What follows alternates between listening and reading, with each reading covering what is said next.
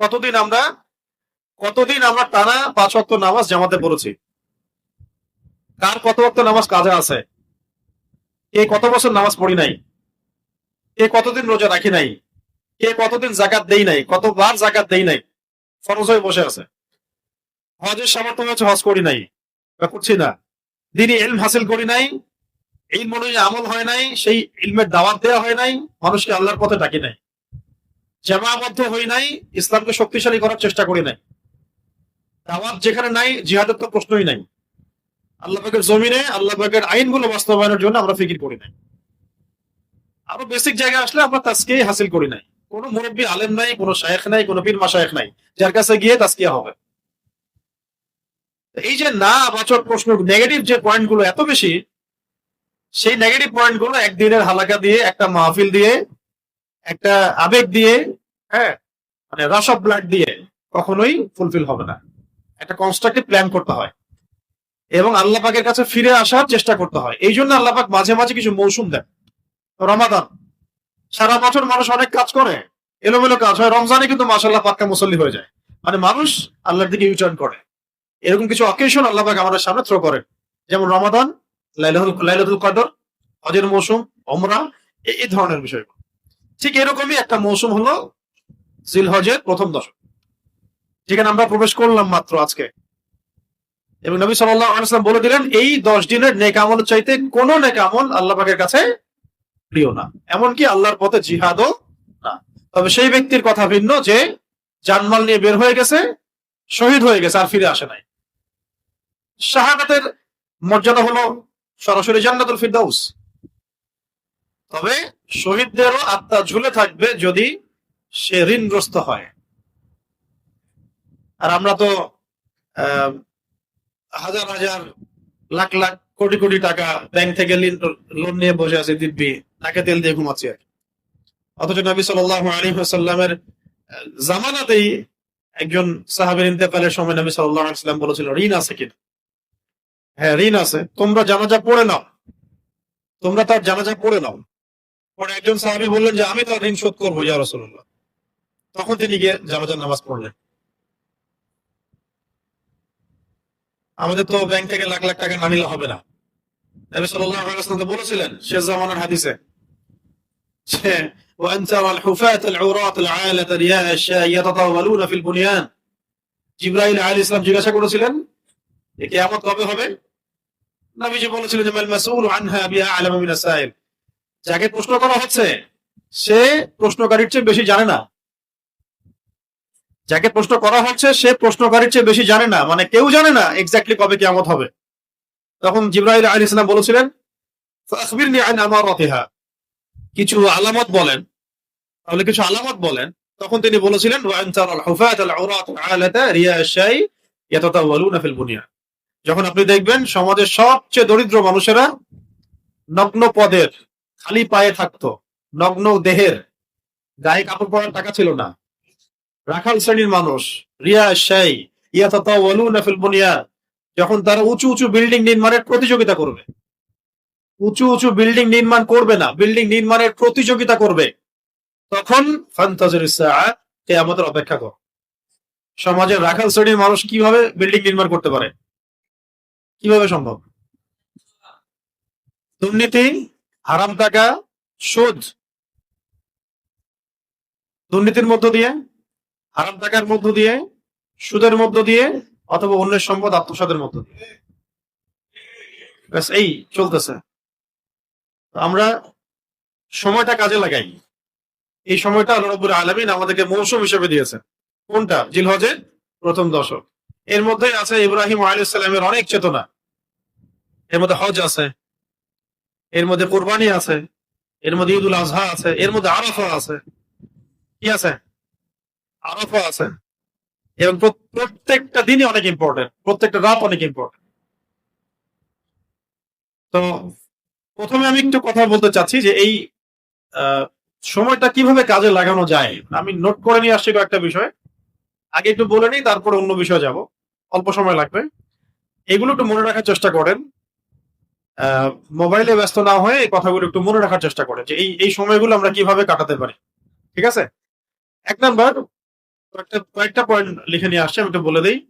এক নাম্বার হচ্ছে এই দশকটা, এই 10 দিন আমরা চেষ্টা করি প্রথমত এক নাম্বার আল্লাহ পাকের কাছে খালেস তওবা করে ফিরে আসা। এক নাম্বার হচ্ছে তওবা করে আল্লাহর দিকে ফিরে আসা। যেমন আল্লাহ পাক অনেক জায়গায় কোরআনে বিভিন্ন জায়গায় বলেছেন ওয়াতুবু ইলাল্লাহি জামিআন আইয়ুহাল মুমিনুন লাআল্লাকুম তুফলিহুন, হে মুমিনরা তোমরা একসাথে আল্লাহর কাছে তওবা করে ফিরে আসো যাতে করে তোমরা সফল হতে পারো। এটা করার জন্য এমনি তো আমরা পড়ি আস্তাগফিরুল্লাহ ওয়া আতুবু ইলাইহি, এটাও একটা তওবা। আস্তাগফিরুল্লাহ ওয়া আতুবু ইলাইহি এইটুকু পড়েন, অথবা আস্তাগফিরুল্লাহাল্লাযী লা ইলাহা ইল্লা হুয়াল হাইয়ুল কাইয়্যুম ওয়া আতুবু ইলাইহি, এটাও পড়লে তওবা হয়। কোন একটা গুনাহ করে ফেলছে কেউ, 3 বার বলল আস্তাগফিরুল্লাহাল্লাযী লা ইলাহা ইল্লা হুয়াল হাইয়ুল কাইয়্যুম ওয়া আতুবু ইলাইহি, ইনশাআল্লাহ আল্লাহ পাক তাকে মাফ করবে। এছাড়া দিনে রাতে কমপক্ষে 100 বার বা 70 বার এতটুকু বলা অন্তত যে আস্তাগফিরুল্লাহ ওয়া আতুবু ইলাইহি, আস্তাগফিরুল্লাহ ওয়া আতুবু ইলাইহি। দুই সেজদার মাঝখানে যখন আমরা বসি তখন বলা উচিত রব্বি গফিরলি, রব্বি গফিরলি। কি বলা দরকার? রব্বি গফিরলি, রব্বি গফিরলি, আল্লাহ আমাকে মাফ করুন, আল্লাহ আমাকে মাফ করুন। অথবা আল্লাহুম্মা গফিরলি ওয়ারহামনি ওয়াহদিনি ওয়াআফিনি ওয়ারযুকনি। আরো আছে ওয়াজবুরনি ওয়ারফা'নি ওয়াকরিমনি, যতটুকু পারেন ততটুকু বলবেন। এটা হলো ইস্তেগফার, তওবা। আর কি আছে? সকাল সন্ধ্যায় সাইয়্যিদুল ইস্তেগফার, সকাল সন্ধ্যায় সাইয়্যিদুল ইস্তেগফার। এটা কোনটা? اللهم أنت ربي لا إله إلا أنت خلقتني أنا عبدك وأنا على عهدك ووعدك ما استطعت أعوذ بك من شر ما صنعت أبوء لك بنعمتك علي وأبوء بذنبي فاغفر لي فإنه لا يغفر الذنوب إلا أنت। এই দোয়াটা সকাল সন্ধ্যায় পড়ার একটা বড় ফজিলত হচ্ছে কেউ যদি সকালে পড়ে সন্ধ্যার আগে মারা যায় জান্নাতে যাবে, আর কেউ যদি সন্ধ্যায় পড়ে সকালের মধ্যে ইন্তেকাল করে তাহলে জান্নাতে যাবে। সাইয়্যিদুল ইস্তেগফার। আমরা কি নিয়ে কথা বলছি? কিভাবে জীবনকে কাজে লাগাবো, এই মৌসুমগুলোকে কাজে লাগাবো। অন্যতম মৌসুম কোনটা? জিলহজের প্রথম দশক। এই দশকের আমল হচ্ছে অন্য কোন আমল আল্লাহর কাছে প্রিয় নয়। ঠিক আছে, এখন কিভাবে কাজে লাগাবো এই কিছু আমরা পয়েন্ট আলোচনা করছি। যে প্রথমে আমরা তওবা করে আল্লাহর কাছে ফিরে আসবো, প্রথমে আমরা তওবা করে আল্লাহ পাকের কাছে ফিরে আসবো ইনশাআল্লাহ। ঠিক আছে, তাহলে তওবা করার একটা পদ্ধতি বলছিলাম। কি বলবো ছোট করে? আস্তাগফিরুল্লাহ ওয়া আতুবু ইলাইহি, অথবা আস্তাগফিরুল্লাহাল্লাযী লা ইলাহা ইল্লা হুয়াল হাইয়ুল কাইয়্যুম ওয়া আতুবু ইলাইহি, অথবা সাইয়্যিদুল ইস্তিগফার, অথবা সালাতুত তাওবার নামাজ। সালাতুত তাওবার নামাজ এটা কেমন? তওবা করার কয়েকটা পদ্ধতি বললাম, একটা পদ্ধতি বলছিলাম, একটা পদ্ধতি হলো সালাতুত তাওবা। সালাতুত তাওবা সুন্দর করে তাজা ওযু করব। তাজা মানে ফ্রেশ, একটা পরিপূর্ণ ওযু করব, পরিপূর্ণ ওযু করার পরে ভালো হয় নীরবে পড়া, লোকচক্ষুর আড়ালে পড়া, যেখানে আল্লাহ ছাড়া আপনাকে কেউ দেখছে না। ঠিক আছে, রাত্রেবেলা পড়লে ভালো, শেষ রাত্রে, কারণ এই সময় দোয়া বেশি কবুল হয়। তো ওযু করে নীরবে 2 রাকাত নামাজ পড়ে আল্লাহ পাকের কাছে নিজের জীবনের সমস্ত গুনার জন্য তওবা করা। একদম আরবি দিয়ে বলতে হবে জরুরি না, বাংলা দিয়ে আপনি বলতে পারেন আল্লাহ পাকের কাছে যে আল্লাহ আমি আমার জীবনে এই এই এই অন্যায় করেছি, গুনাহ করেছি, যা আমার মনে পড়ছে, যা মনে পড়ছে না, আল্লাহ সবকিছু মাফ করে দাও। এক কথা শেষ। আরবি পারলে বলবেন আল্লাহুম্মা গফিরলি মা কদ্দামতু ওয়া মা আখখারতু ওয়া মা আসরারতু ওয়া মা আ'লানতু ওয়া মা আনতা আ'লামু বিহি মিন্নি আনতাল মুকদ্দিম ওয়া আনতাল মুআখখির ওয়া আনতা আলা কুল্লি শাইইন কাদির। এটা বলতে পারেন। অথবা আল্লাহুম্মা গফিরলি যামবি কুল্লাহু দিক্কাহু ওয়া জিল্লাহু আউওয়ালাহু ওয়া আখিরাহু সিররাহু ওয়া আলানিয়াতাহু। অর্থ হলো আল্লাহ আপনি আমার জানা অজানা, ছোট বড়, প্রকাশ্য অপ্রকাশ্য সব গুনাহ মাফ করে দেন। ঠিক আছে, তাহলে এটা হলো প্রথম ধাপ, তওবা করে আল্লাহ পাকের কাছে ফিরে আসা। ঠিক আছে, কারণ আমরা তো বললাম যে আমরা আমাদের লাইফটা শর্ট, 60-70 বছর, তার মধ্যে 40-50 বছর চলে গেছে। এখন বাকি জিন্দেগিতে আমাকে কতগুলো কাজ করতে হবে? ইলম শিখতে হবে, আমল করতে হবে, দাওয়াত দিতে হবে, দিনের জন্য কিছু করে যেতে হবে। এই তো এই কাজগুলো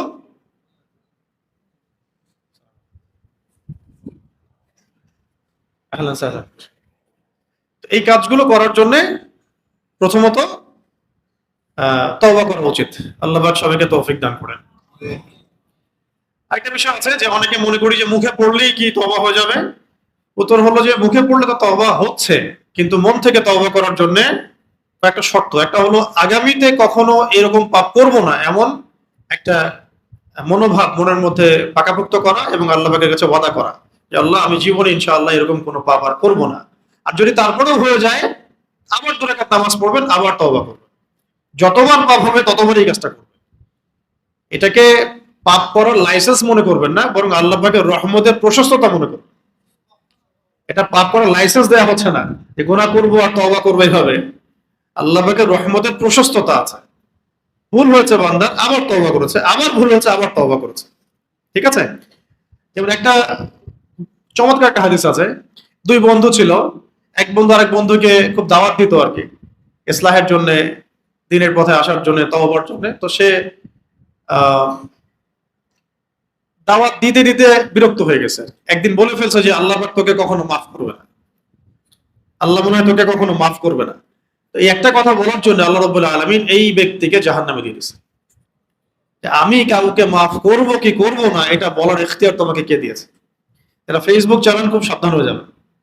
আপনারা সবাই এখানে জাজমেন্টাল ভাবখানে এমন দেখান, যারা আহলে ফেসবুক ওয়াল জামা, তারা মনে করেন যে মানুষকে জাজ করার দায়িত্ব মনে হয় আমাদেরই। মানুষকে জাজ করার দায়িত্ব আল্লাহর, আপনার নয়। আপনি জানেন না সত্য কোনটা মিথ্যা কোনটা, হয়তো আপনি জানেন না সত্য কোনটা মিথ্যা কোনটা, হক কোনটা বাতিল কোনটা, ন্যায় কোনটা অন্যায় কোনটা। হয়তো আপনি শুধু এক পিঠ জানেন, অন্য পিঠ জানেনই না। অতএব এই জায়গাগুলো খুব সেন্সিটিভ। এইভাবে যেন আমরা অন্যকে জাজ করতে না যাই, আল্লাহ পাক আমাদেরকে বোঝার তৌফিক দান করেন। আর একটা বিষয় হলো যে আগামীতে কখনো পাপ করব না স্টেটমেন্ট দেওয়া, আর একটা হলো যেটা পাপ হয়ে গেছে এর জন্য অনুতপ্ত থাকা। আর একটা গুরুত্বপূর্ণ পয়েন্ট হচ্ছে অন্যের সাথে জড়িত কোনো হক থাকলে এটাকে শোধ করা। অন্যের সাথে জড়িত কোনো হক থাকলে এটাকে শোধ করা কিভাবে করব, এটা আমাকে ফিকির করতে হবে। টাকা যদি ধার নিয়ে থাকেন ফেরত দেওয়া, কারো মান সম্মান নষ্ট করে থাকলে তার কাছে মাফ চেয়ে নেওয়া, কাউকে কোনো ইলজাম দিয়ে থাকলে ক্ষমা চেয়ে নেওয়া, বা যে কোনো ভাবে হোক এটাকে মিউচুয়াল করতে হবে। আপনি হাদিসটা মাথায় রাখেন, এই ইয়াং জেনারেশনকে খাস করে বলছি, হাদিসটা খুব ভালো করে মাথায় রাখেন। একদিন নবী সাল্লাল্লাহু আলাইহি ওয়াসাল্লাম সাহাবাদেরকে বলেছিলেন যে তোমরা কি জানো সবচেয়ে বড় মিসকিন কাকে বলে? সবচেয়ে বড় মিসকিন কে? তো সাহাবায়ে কেরাম আরজ করছিলেন যে আমরা তো মনে করি ইয়া রাসূলুল্লাহ যার কাছে টাকা পয়সা নাই সেই সবচেয়ে বড় মিসকিন। তো নবী সাল্লাল্লাহু আলাইহি ওয়াসাল্লাম বললেন না, সবচেয়ে বড় মিসকিন সেই ব্যক্তি যে কিয়ামতের দিনে অনেক নেকি নিয়ে উঠবে, অনেক নেকি নিয়ে উঠবে, কিন্তু তার সামনে অনেক মানুষ দাঁড়িয়ে থাকবে যাদের হক সে নষ্ট করেছে, কারো প্রতি জুলুম করেছে, কারো প্রতি অন্যায় করেছে, কাউকে গালি দিয়েছে, কাউকে ধরেন যে জমি আত্মসাৎ করেছে, কারো সম্মানহানি করেছে। এই মানুষগুলো সামনে দাঁড়িয়ে থাকবে।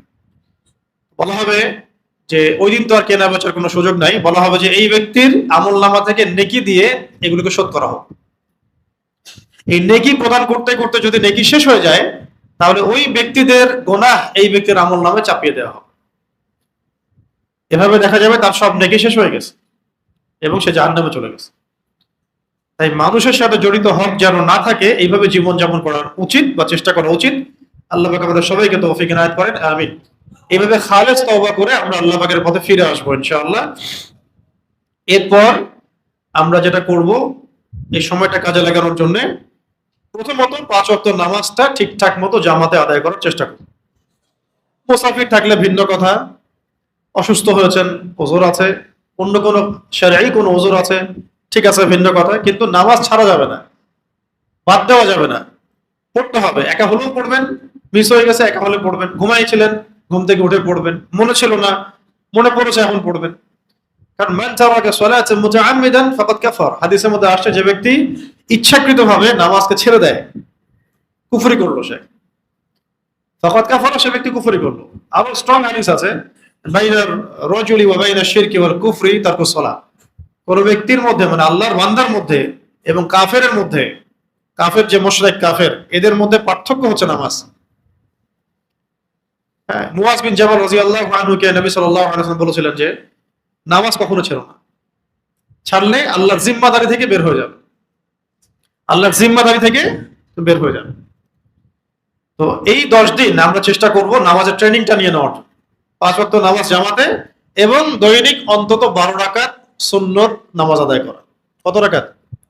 অন্তত 12 রাকাত। ফজরের আগে 2, ফজরের 2 রাকাত সুন্নতকে এক পাল্লায় রাখা হলে পুরা দুনিয়ার মধ্যে যা আছে এটাকে আরেক পাল্লায় রাখা হলে এই পাল্লা বেশি ভারী হবে। পুরো দুনিয়ার মধ্যে কি আছে? না আছে তো, পুরো দুনিয়াতে বাহ্যিক ভাবে কি কি দেখতে পাচ্ছেন আপনি?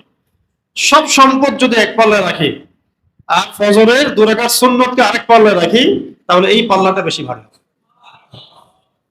বুঝতে পারছে? এটা হলো ফজরের আগে 2, তারপরে যোহরের আগে 4, পরে 2, মাগরিবের পরে 2, এশার পরে 2।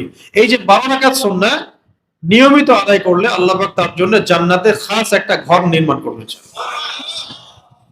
এগুলো নামাজের বিষয়। এর সাথে উলামায়ে কেরাম আরো তাগাদা দেন যে বেশি বেশি নফল পড়া, খাস করে তাহাজ্জুদ, অন্তত 2 রাকাত হলেও তাহাজ্জুদের নামাজ আদায় করার অভ্যাস করা উচিত। অন্তত কয় রাকাত? 2 রাকাত হলেও তাহাজ্জুদের নামাজের অভ্যাস করা উচিত। এই সময় দোয়া কবুল হয়। আল্লাহ রাব্বুল আলামিন এই সময় প্রথম আসমানে নেমে আসেন। এটা আবার গাণিতিক ভাবে ক্যালকুলেট করার দরকার নাই যে কিভাবে নেমে আসেন। আল্লাহ পাকের রহমত নিকটবর্তী হয়, ঠিক আছে? এবং আল্লাহ রাব্বুল আলামিন আহ্বান করতে থাকেন, কে আছো আমার কাছে কিছু চাইবা, আমি তোমাকে দিব। কে আছো আমার কাছে ক্ষমা চাইবে, আমি ক্ষমা করে দিব। কে আছো আমার কাছে দোয়া করবে, আমি তোমার দোয়া কবুল করব। এইভাবে আল্লাহ রাব্বুল আলামিন একদম ফজর পর্যন্ত আহ্বান করতে থাকেন যখন আমরা ঘুমাই। এই সময়টুকু তো অন্তত 2 রাকাত নামাজ পড়ে নেওয়া উচিত। আর যদি বেতের নামাজ আপনি না পড়ে থাকেন, তাহলে শেষে গিয়ে বেতের নামাজ পড়লে একটা সুন্নত আদায় হবে, কারণ নবী সাল্লাল্লাহু আলাইহি ওয়াসাল্লাম বেতের সালাতটাকে শেষ রাত্রে পড়তেন। আর যারা তালেবে ইলম আমাদের মতো, তারা প্রথম রাত্রে পড়াই ভালো, কারণ ঘুমাই গেলে পরে আমার বেতন মিস হয়ে যাবে, ঠিক আছে? তো এই কারণে তাহাজ্জুদের ওয়াক্তটাকে গুরুত্ব দেওয়া, ওই সময় নফল নামাজ পড়ার চেষ্টা করা। এর সাথে সালাতুদ দুহা, ইশরাক এবং সালাতুদ দুহা, ইশরাকের নামাজের ব্যাপক ফজিলত আছে। কেউ যদি ফজরের নামাজ জামাতে আদায় করে এবং আদায় করার পরে বসে থাকে, বসে বসে তাসবিহ তাহলিল করতে থাকে, তাসবিহ তাহলিল জিকির আজকার কুরআন তেলাওয়াত এগুলো করছে, সূর্য উঠে গেল, সূর্য ওঠার পরে সে 2 রাকাত নামাজ পড়লো, সে একটা কবুল হজ, একটা কবুল উমরার নেকি পাবে। এবং এই কথাটা নবী সাল্লাল্লাহু আলাইহি ওয়াসাল্লাম 3 বার বলেছেন, একটা কবুল হজ, একটা কবুল উমরা, একটা কবুল হজ, একটা কবুল উমরা। তো আমরা অনেকে হজ করতে যেতে পারবো না এই বছর, কিন্তু আপনি আমি চাইলে প্রতিদিন সকালে একবার করে হজের নেকি পেতে পারি। এটা যদি নিয়মিত করতে না আপনি অন্তত সপ্তাহে 1 দিন, অন্তত মাসে 1 দিন চেষ্টা করা উচিত না? এই 10 দিনে আল্লাহ পাক আমাদেরকে করার তৌফিক দান করেন, আমিন। এটা হলো সালাতুল ইশরাক। এটা কিসের সালাত? আর দুহা সালাত বলা হচ্ছে একটু ডিলে করে পড়া, মানে ধরেন এখন কয়টায় উঠে সূর্য? 6:30টার আগেই উঠে, 7টা থেকে 10টার মধ্যে যে সময়টুকু আছে এর মধ্যে 2 রাকাত নামাজ পড়লেই আপনার চাষ্টের নামাজ বা দুহার নামাজ আদায় হয়ে গেছে। ওই 2 রাকাত নামাজের আরো ফজিলত আছে। সেটা হলো যে আমাদের শরীরের মধ্যে রাসূল বলেছেন সাল্লাল্লাহু আলাইহি ওয়াসাল্লাম 360টা জোড়া আছে। কয়টা? এই প্রত্যেকটা জোড়ার উপরে একটা করে সদকা করা মানে অবধারিত হয়ে যায় প্রত্যেক দিন। কেউ যদি এই দুহার 2 রাকাত নামাজ আদায় করে, সালাতুদ দুহা, তার সে এই 360টা সদকার নেকি পেয়ে যাবে, মাত্র 2 রাকাত। আর যদি আপনি 4 রাকাত নামাজ পড়েন দিনের শুরুতে, মানে 2 রাকাতের সাথে আরো 2 রাকাত অ্যাড করলেন, তাহলে এই দিন শেষ হওয়ার আগেই আপনার যে চাওয়া আল্লাহ পাকের কাছে এটা পূরণ হয়ে যাবে। এর সাথে আমি নিজে থেকে একটা আমল জুড়ে দিচ্ছি, এটা আমি বহু বড় বড় ওলামায়ে কেরামদের কিতাবে পড়েছি। এই আমলটা কোনো বুজুর্গানে দিন মিস করতেন না। এখন আমি যেটা বলতে যাচ্ছি, এটা আমাদের আকাবিরগণ, আসলাফগণ কেউই ছাড়তেন না। সেটা হলো সকালবেলা ফজরের পরে সূরা ইয়াসিন তেলাওয়াত করা। কোনটা? সূরা ইয়াসিন তেলাওয়াত করা, কারণ এটা একটা মাশহুর আমল, প্রতিষ্ঠিত আমল। সূরা ইয়াসিন হাজত পূরণের সূরা। সূরা ইয়াসিন পড়ে আপনি যে কোনো হাজতের জন্য দোয়া করলে আল্লাহ পাক এটা কবুল করে দিবেন। শর্ত আছে, রিজিক হালাল হতে হবে। রিজিক কি হতে হবে? আর আমরা খাই সুদ, আমরা খাই ঘুষ, আমরা খাই দুর্নীতি করি, আমরা মানুষের টাকা মেরে খাই, এদিকে আমরা আবার মেসওয়াকও করতেছি, সূরা ইয়াসিনও পড়তেছি। আর নামাজে মানে মসজিদে আমরা পাক্কা মুসল্লি, মসজিদ থেকে বের হই পাক্কা সুদখোর। তা এরকম হলে তো মুশকিল। মসজিদে যেমন পাক্কা মুসল্লি, ব্যবসায়িক জীবনে, অর্থনৈতিক জীবনে গিয়েও পাক্কা মুসলিম থাকতে হবে। আচ্ছা, এখানে কথা একটা চলে আসলো, বলে দেই ইসলামটা কি। ইসলাম হচ্ছে ইব্রাহিম আলাইহিস সালাম থেকে শিখবেন। ইয ক্বালা লাহু রাব্বুহু আসলিম, যখনই আল্লাহ পাক তাকে বলতেন আত্মসমর্পণ কর, কি করো, আত্মসমর্পণ করো, ক্বাল, তিনি বলতেন আসলামতু লিরাব্বিল আলামিন, আমি জগৎ সমূহের রবের সামনে কি করলাম, আত্মসমর্পণ করলাম। ইসলাম মানে শান্তি। হ্যাঁ, শান্তি। কখন শান্তি? আত্মসমর্পণের মধ্য দিয়ে শান্তি। ইসলাম মানে আল্লাহর বিধানের সামনে, আল্লাহ এবং তার রাসূলের সামনে আত্মসমর্পণের মধ্য দিয়ে শান্তি হাসিল করা। শুধু ওই শান্তি না যে সব ধর্ম মিলে শান্তি, ধর্ম যার যার উৎসব সবার, ঠিক আছে, খুব শান্তি হচ্ছে, এগুলো শান্তি না। কাফেরদের সাথে একদম অন্তরঙ্গ সম্পর্ক রেখে শান্তি, ভারতের সাথে বন্ধুত্ব রেখে শান্তি, ইসরায়েলের সাথে বন্ধুত্ব রেখে শান্তি, আমেরিকার সাথে আমেরিকার দালালি করে শান্তি, এই শান্তির নাম ইসলাম না। ইসলাম মানে হচ্ছে আল্লাহর বিধানের সামনে মাথা নত করে শান্তি। বুঝতে পারছে? এমন একটা এক্সাম্পল নেন, ইব্রাহিম আলাইহিস সালামকে বলা হচ্ছিল সন্তান আর স্ত্রীকে রেখে আসো মক্কায়, ওখানে কোনো মানুষ নাই, পানি নাই, প্রাণীও নাই, আপনি কি রাখতেন? ইব্রাহিম আলাইহিস সালাম কোনো প্রশ্ন করেছিলেন? কেন রাখবো, কেন রাখবো, আমার বাচ্চা তো বাঁচবে না, আমার মেয়ে, আমার স্ত্রী তো বাঁচবে না, কি খাবে, কি পড়বে? আল্লাহর বিধান আসছে, আসলামতু লিরাব্বিল আলামিন, মেনে নিলাম, সামি'না ওয়া আতা'না, শুনলাম মানলাম, শুনলাম মানলাম, শুনলাম মানলাম, ইসলাম। শুনলাম মানলাম, এর নাম কি? ইসলাম। সন্তানের বয়স যখন একটু বড় হয়েছে, ফালাম্মা বালাগা মা'আহু সা'য়া ক্বালা ইয়া বুনাইয়া ইন্নী আরা ফিল মানামি আন্নী আযবাহুক, সন্তান একটু বড় হয়েছে, আল্লাহ পাক বললেন জবাহ করো। সন্তানকে কি করো? জবাহ করো। বাবা গিয়ে সন্তানকে জিজ্ঞাসা করছিলেন যে আল্লাহ আমাকে আদেশ করেছেন, আমি স্বপ্নে দেখেছি, নবীদের স্বপ্ন তো ওহী, তো আল্লাহর আদেশ এটা যে আমি তোমাকে জবাহ করছি, ফানজুর মাযা তারা, তোমার রায় কি, তোমার কি রায় আমাকে বলো। সন্তান বলছে ইয়া আবাতি ফাআল মা তু'মার, হে আমার বাবা, আল্লাহ যা আদেশ করেছেন তাই করে না। সাতাজিদুনি ইনশাআল্লাহু মিনাস সাবিরিন, ইনশাআল্লাহ আপনি আমাকে সবরকারী পাবেন, ইনশাআল্লাহ আপনি আমাকে সবরকারী পাবেন। তো ইব্রাহিম আলাইহিস সালাম তো প্রশ্ন করেন আল্লাহ পাককে, আল্লাহ আমার বাচ্চাকে কেন জবাহ করতে হবে, মাসুম বাচ্চা। ইসমাইল আলাইহিস সালামও তো প্রশ্ন করেন নাই, আব্বা এটা এটা কি ধরনের অমানবিক সিদ্ধান্ত, আমার বয়সটা তো কম, আমাকে কেন জবাহ করতে হবে? কোনো যুক্তি নাই, কোনো বিজ্ঞান নাই, কোনো দর্শন নাই। আসলামতু লিরাব্বিল আলামিন, সামি'না ওয়া আতা'না। যে হাজরা আলাইহিস সালামকে রেখে যাওয়া হচ্ছে, তিনি জিজ্ঞাসা করছিলেন যে আপনি কি আল্লাহর আদেশে রেখে যাচ্ছেন আমাকে? ইব্রাহিম আলাইহিস সালাম বললেন হ্যাঁ। তিনি বললেন ঠিক আছে, তাহলে আল্লাহ আমাকে দেখাশোনা করবেন। ঈমান, তাওয়াক্কুল, ইসলাম। এমনকি যখন সন্তান আর বাবা, সন্তানকে বাবা মানে শুইয়ে দিয়েছেন জবাহ করার জন্য, ওইখানেও আল্লাহ পাক ইসলাম শব্দ প্রয়োগ করেছেন, ফালাম্মা আসলামা ওয়া তাল্লাহু লিল জাবিন, যখন তারা দুজন আত্মসমর্পণ করলো এবং সন্তানকে উপর করে শুইয়ে দিল, তখন আল্লাহ পাক বলেছেন ফানাদাইনাহু ইয়া ইব্রাহিম, তখন আমরা ডাকলাম হে ইব্রাহিম, ক্বাদ সাদ্দাকতা রুইয়া, তুমি তোমার স্বপ্নকে সত্যায়ন করেছো, ইন্না কাযালিকা নাজজিল মুহসিনিন, তাই না? এবং এভাবেই আমি মুহসিনদেরকে মানে সাফল্য দিয়ে থাকি বা প্রতিদান দিয়ে থাকি। কথা হলো এখান থেকে ইসলামের কি ডেফিনেশন শিখলেন? এই ঘটনাগুলো থেকে আমাদের নাম মুসলিম হলো থেকে, মিল্লাতে আবিকুম ইব্রাহিম হুয়া সাম্মাকুমুল মুসলিমিন, তোমরা হচ্ছে মিল্লাতে আবিকুম ইব্রাহিম, তোমাদের বাবা হচ্ছে ইব্রাহিম আলাইহিস সালাম, জাতির পিতা, সেখান থেকে তিনি তোমাদেরকে নাম দিয়েছেন কি? মুসলিম। ইসলাম এই শব্দটা আসলো কোথা থেকে? তাদের থেকেই। এই যে আপনি হজ দেখছেন, আরাফাত, হজ, মিনা, মুজদালিফা, জামজাম, সাই, কাবা ঘর, মাকাম ইব্রাহিম, সব তাদের স্মৃতি, সবই পরিবারের স্মৃতি। ওটাই দরুদে পড়ছেন আপনি, আল্লাহুম্মা সাল্লি আলা মুহাম্মদ ওয়া আলা আলি মুহাম্মদ কামা সাল্লাইতা আলা ইব্রাহিম ওয়া আলা আলি ইব্রাহিম ইন্নাকা হামিদুম মাজিদ। ঠিক মিরাজের রাতে নবী সাল্লাল্লাহু আলাইহি ওয়াসাল্লাম বলেছিলেন যে আমি একজনকে দেখলাম যার চেহারা হুবহু আমার মতো। আমি জিজ্ঞাসা করলাম ইয়া জিবরিল, উনি কে? তখন আমাকে বলা হলো তিনি হচ্ছেন আপনাদের নবীগণের পিতা ইব্রাহিম আলাইহিস সালাম। আর ইসমাইল আলাইহিস সালামের বংশধরের মধ্যে, ইসমাইল আলাইহিস সালামের বংশধরের মধ্যে একজন ব্যক্তির নাম ছিল আদনান, তার থেকে আস্তে আস্তে আসছে বনু হাশিম, কোরাইশ থেকে বনু হাশিম, এই বনু হাশিম থেকে মুহাম্মদ সাল্লাল্লাহু আলাইহি ওয়াসাল্লামের জন্ম, তিনিও বনু ইসমাইল।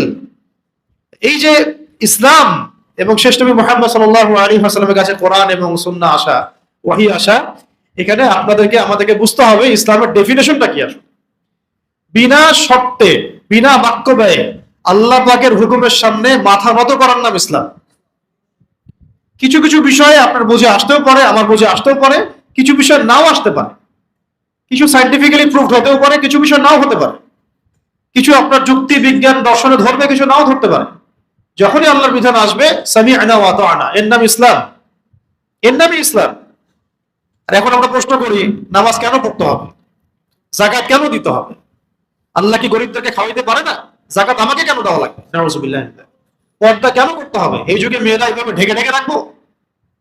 আল্লাহর আইন কেন বাস্তবায়ন করতে হবে? চোরের হাত কাটা যায় এই যুগে? এত বড়, এটা তো অমানবিক। এগুলো আমরা প্রশ্ন করি। এখন আমরা আমাদের ক্ষুদ্র মস্তিষ্কের বুদ্ধি দিয়ে ইসলামকে জাজ করার চেষ্টা করি, এবং এর মধ্য দিয়ে আমরা সকালে ইমানদার থাকি, কেউ কেউ বিকালে কাফের হয়ে যায়, কেউ সন্ধ্যা ইমানদার থাকি, সকালে কাফের হয়ে যায়। টকশো, টেবিলে, পেপারে, পত্রিকায়, মিডিয়ায়, সব জায়গায় এগুলো চলছে। এখন আপনাদেরকে ব্যাটল জেতার জ্ঞান অর্জন করতে হবে। ইয়াংদেরকে বলছি, যখনই আপনি পরিপূর্ণ ইসলামে আসতে চাবেন, আপনাকে সমাজের পদে পদে এগুলো ফেস করতে হবে। স্কুলে, কলেজে, বইয়ে, কিতাবে, টকশোতে, ইউনিভার্সিটিতে, আপনার রাজনীতিতে, আপনার ব্যাংকে, অর্থনীতিতে, ফাইন্যান্সে, সব জায়গায় এগুলো আপনাকে ফেস করতে হবে। কনফ্লিক্ট গুলা কি অ্যান্সার দিবেন আপনি? তখন যোগ্য করে গড়ে তুলতে হবে নিজেকে আগে।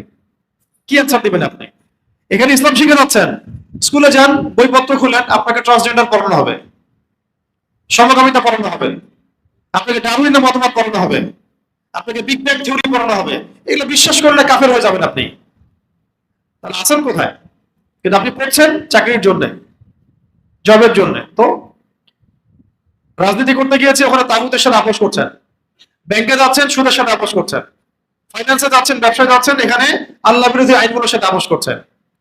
সংস্কৃতিতে যাচ্ছেন, ওখানে বলছেন যে এগুলো চলমান হাজার বছরের সংস্কৃতি, শিরক দিয়ে ভর্তি, কুফর দিয়ে ভর্তি।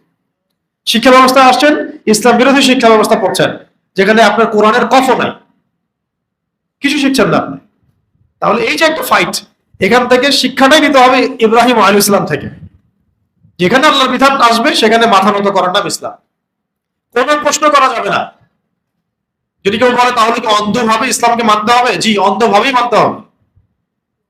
কারণ ইসলাম আসছে এমন এমন সত্তার পক্ষ থেকে, যিনি আমার প্রত্যেকটা কোষের রব, আমার প্রত্যেকটা কোষকে তিনি হেফাজত করেন। এই পুরো মহাবিশ্বের সমস্ত গ্রহ নক্ষত্র তিনি হেফাজত করেন তার নিয়ন্ত্রণে। আপনি আমি মহাবিশ্বের কতটুকু জায়গা জুড়ে আছে? 0.0001% জায়গাও নাই আমাদের। সমুদ্রের এই রাজশাহীর কোন চরে যদি আমরা যাই, সেই চরে যদি আমার পায়ে কোনো বালু লাগে, আর পুরা চর পড়ে আছে, ওই যে একটা ছোট বালু, ওইটাও পৃথিবীর মিসাল না মহাবিশ্বের তুলনায়।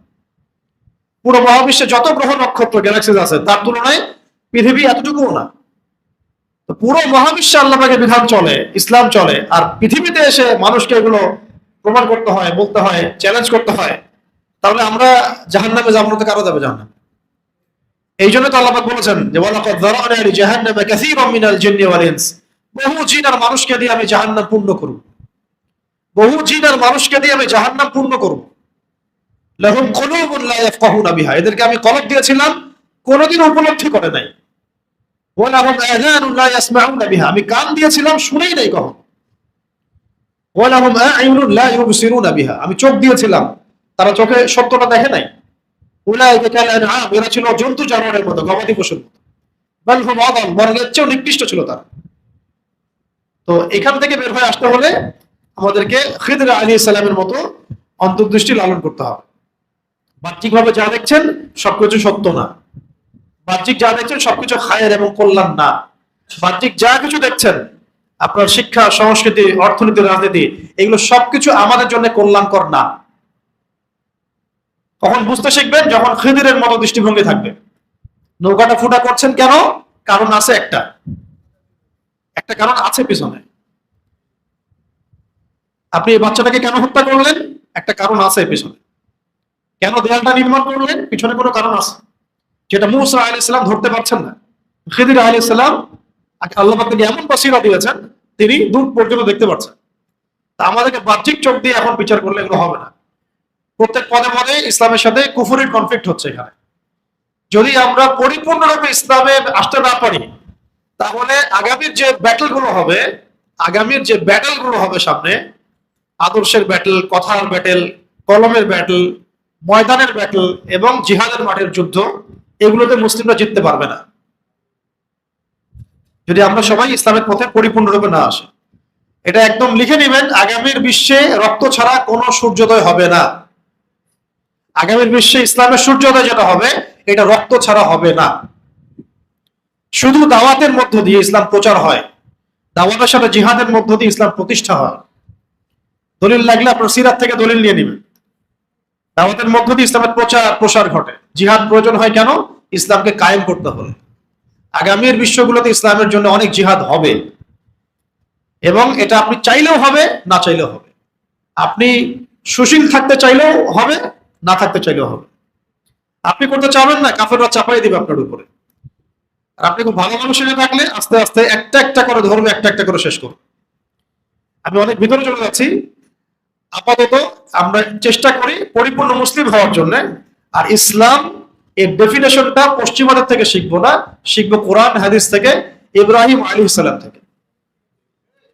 যা আসবে চোখের সামনে কোরআন সুন্নাহ মানতে হবে।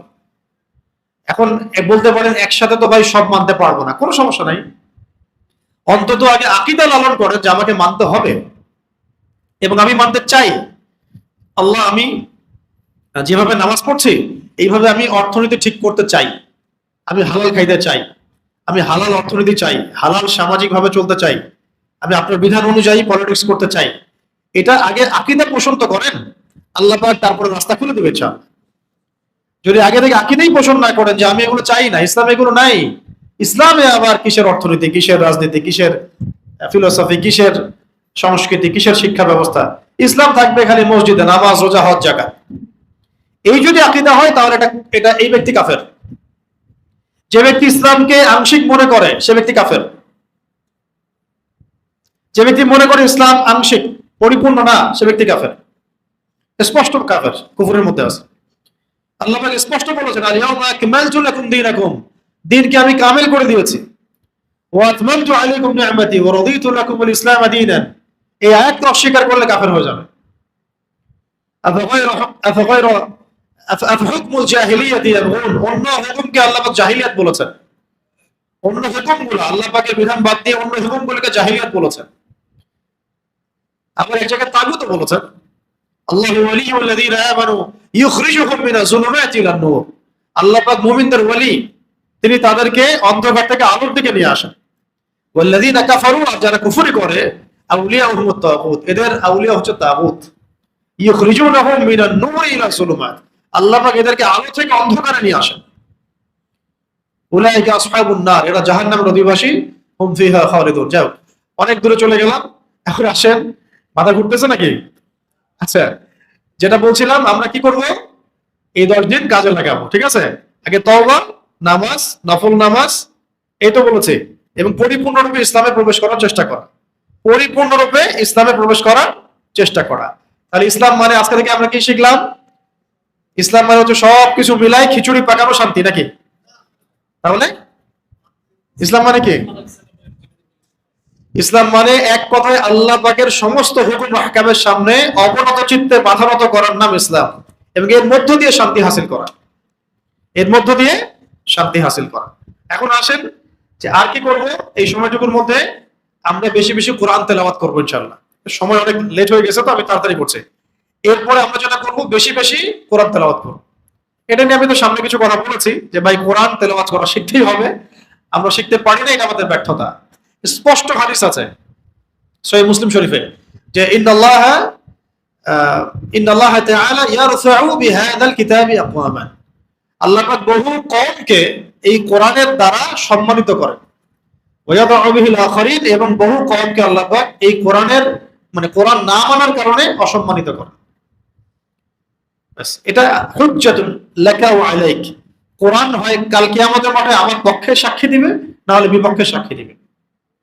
আমাদের নবীজিকে জিজ্ঞাসা করা হবে আপনার কওমের এই হালত কেন হয়েছিল? তিনি উত্তর দিবেন, ওয়াকাল রাসূল ইন্না কওমি ইত্তাখাযু হাযাল কুরআন মাহজুরা। আল্লাহ, আমার কওম কোরআন থেকে হিজরত করেছিল, আমার কওম কোরআন থেকে দূরে চলে গিয়েছিল, এই কারণে আমার কওমের এই অবস্থা হয়েছে। আমাদের নবী অভিযোগ করবেন আল্লাহ পাকের কাছে সাল্লাল্লাহু আলাইহি ওয়াসাল্লাম। এই চেহারাটা আমাদেরকে কালকে আল্লাহর সামনে দেখাতে হবে, রাসূলের সামনে দেখাতে হবে। আমরা সবাই হাউজে কাউসারে যেতে হবে আমাদেরকে। আমরা পানি ছাড়া থাকতে পারবো না কিয়ামতের মাঠে? পারবো না আমরা কেউ। সবাই হুলস্থুল অবস্থা সৃষ্টি হয়ে যাবে, কোন নবী সুপারিশ করতে পারবেন না। আদম আলাইহিস সালামের কাছে মানুষ ছুটে যাবে, কিছু করেন, কেউ কিছু করতে পারবেন না। নূহ আলাইহিস সালাম, ইব্রাহিম আলাইহিস সালাম, মুসা, ঈসা, সব নবী অস্বীকার করবেন, কিছু করতে পারবো না। মুহাম্মদ সাল্লাল্লাহু আলাইহি ওয়াসাল্লাম এই দিন আমাদের জন্য সুপারিশ করবেন। সেই নবীর সামনে আমাদেরকে দাঁড়াতে হবে কোন মুখ নিয়ে? ইয়া রাসূলুল্লাহ, আমি তো সারা জীবনে সূরা ফাতিহা পড়া শিখি নাই। আমি তো সারা জীবনে ইয়া রাসূলুল্লাহ কোরআন কাউকে শিখাইও নাই। আপনি যে কোরআনকে প্রতিষ্ঠা করার জন্য এত কষ্ট করলেন, আমি সেই কোরআন ছুঁয়েও দেখিনি কখন। কি হবে আমাদের ভাই? আমাদের শিক্ষা ব্যবস্থা যারা আছেন তারা কি অ্যান্সার দিতে পারবেন যে আমরা রাষ্ট্রের অধিপতি ছিলাম, আমার রাষ্ট্রে কোরআন শিক্ষা বাধ্যতামূলক করি নাই? 50 বছর হয়ে গেল ওই পাকিস্তান যাওয়ার নাকি, আর ব্রিটিশরা যাওয়ার তো আরো বহুত দিন হয়ে গেছে। এখন পর্যন্ত কেউই সাহস করে এতটুকু বলতে পারলেন না যে এই দেশের বেশিরভাগ মানুষ মুসলিম, তাই এই দেশের প্রাইমারি স্কুলে, হাই স্কুলে, স্কুলে, কলেজ, ইউনিভার্সিটিতে অন্তত কোরআন শিক্ষা বাধ্যতামূলক। কেউ দিতে পারলেন না এত এত বড় স্টেটমেন্ট। এটা তো একটা বেসিক বিষয় ছিল, বেসিক। চাইনিজ সভ্যতার ইতিহাস পড়েন, ওরা মার্শাল আর্টস, কুংফু, তাইকোন্ডোতে অনেক পারদর্শী। ওটা রাষ্ট্রীয়ভাবে ক্লাসিক্যালি শেখানো হয় প্রত্যেক যুবকদেরকে। ওরা মিনিমাম 1 থেকে 2 বছর মিলিটারিতে সার্ভিস নেয় বাধ্যতামূলক। আর আপনারা বাধ্যতামূলক মাস্ক পরান, টিকা দেন, কোরআন শেখাতে পারেন না। আবার দাবিও করেন যে আপনারা পাক্কা মুসলিম, মরলে 2 বার জানাজা পড়ান, একবার বাসায়, একবার কেন্দ্রীয় শহীদ মিনারে। আপনারাও তো আল্লাহর সামনে দাঁড়াবেন। এই যে কোটি কোটি ছেলে, কোটি কোটি মেয়ে বাংলাদেশে বসে আছে, এই সবাই কোরআন তেলাওয়াত করা শিখতে পারতো যদি আজকে থেকে 20 বছর আগে কেউ বাংলাদেশে কোরআন তেলাওয়াত শেখা বাধ্যতামূলক করতো। কেউ করতে পারে না। আপনি ভাবতেছেন গাজওয়াতুল হিন্দ হবে আর এই বাংলাদেশের মানুষ জিতে যাবে? রক্তের নদী বলে দিবে ওরা একবারে। জাতি তো কোরআনের কাছে আসেই নাই। যতক্ষণ পর্যন্ত মুসলিমরা কোরআনের কাছে না আসবে, এতে সফলতা অর্জন হবে না। আর দেখেন কোরআনওয়ালা কিছু মোল্লা মুন্সি আমেরিকাকে ঠেকাই দিছে, তাই নাই? দিছে, রাশিয়াকে ঠেকাই দিছে, ন্যাটোকে ঠেকাই দিছে, কিছু করতে পারেনি তারা।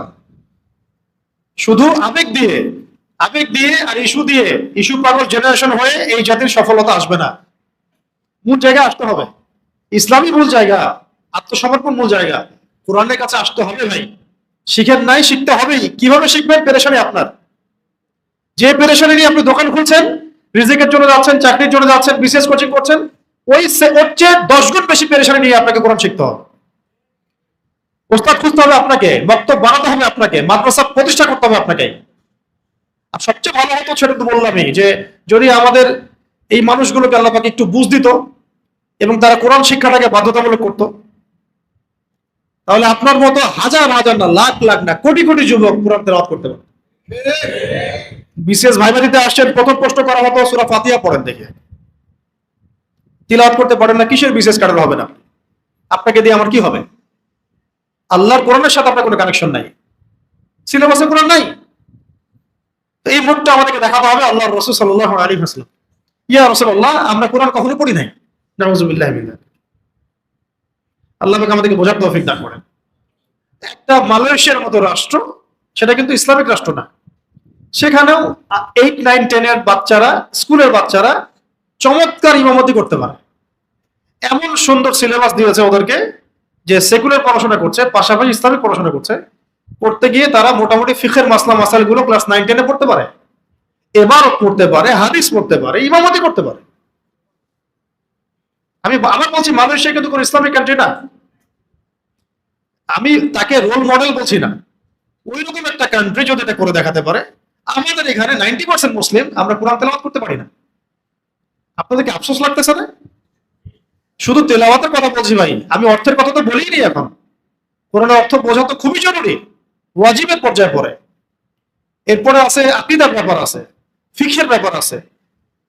মজার কথা শুনবেন, যেই নবীর শানে জিলাপি খাওয়ার আমাদের শেষ হয় না, যে নবীর শান মানে আমাদের মিছিল করা, তারপর আর কি র্যালি করা, এগুলো শেষ হয় না, সেই নবীর জীবনী সিরাতুন নবী সাল্লাল্লাহু আলাইহি ওয়াসাল্লামের একটা পাতলা কিতাব, সিরাতে খাতামুল আম্বিয়া ধরেন একটা পাতলা কিতাব, 100 পৃষ্ঠা 150 পৃষ্ঠা, এইটা আপনার 10 বছরের সিলেবাসে বাধ্যতামূলক না। তা আমাদের চেয়ে পাক্কা নবীর কোন উম্মত আছে এই পৃথিবীতে? বলেন না। আমাদের চেয়ে নবী প্রেমিক কোন জেনারেশন আছে, কোন জাতি হইতে পারে যে পুরো জাতির সিলেবাসের মধ্যে কোথাও নবী সাল্লাল্লাহু আলাইহি ওয়াসাল্লামের জীবনী পড়ানো হয় না? নবী সাল্লাল্লাহু আলাইহি ওয়াসাল্লামের জীবনী পড়ে কি হবে? আপনি কার্ল মার্কসের জীবনী পড়বেন, লেনিনের পড়বেন, স্টেলিনের পড়বেন, আব্রাহাম লিঙ্কনের পড়বেন, মাও সেতুংয়ের পড়বেন, ইতালির মুসোলিনির পড়বেন, এগুলোই তো আদর্শ আপনাদের। অন্যদের নবী সাল্লাল্লাহু আলাইহি ওয়াসাল্লামের জীবনী পড়তে হবে কেন? বরং উনাকে তো প্রকাশ্যে গালি দেওয়া হয় বাংলাদেশে, একদম বলতেছে উনি ছিলেন নারী লিপসু, নাউজুবিল্লাহ। বেশি অনেকগুলো বিয়ে হয়ে গেছে, বিয়ে করছেন, এই জন্য বলছেন নারী লিপসু, নাউজুবিল্লাহ। ভাবতে পারেন যে আমরা কোন, কে বলছে আপনাকে যে এটা 90% মুসলিমের কান্ট্রি? কে বলছে আপনাকে? মুনাফিক প্রধান দেশ। আল্লাহ আমাদেরকে বোঝার তৌফিক দান করেন। যখন যখন সত্যিকারের ঈমান কলবে আসবে, আপনি নিজেই বুঝতে পারবেন যে ভাই হচ্ছে নাকি চারপাশে।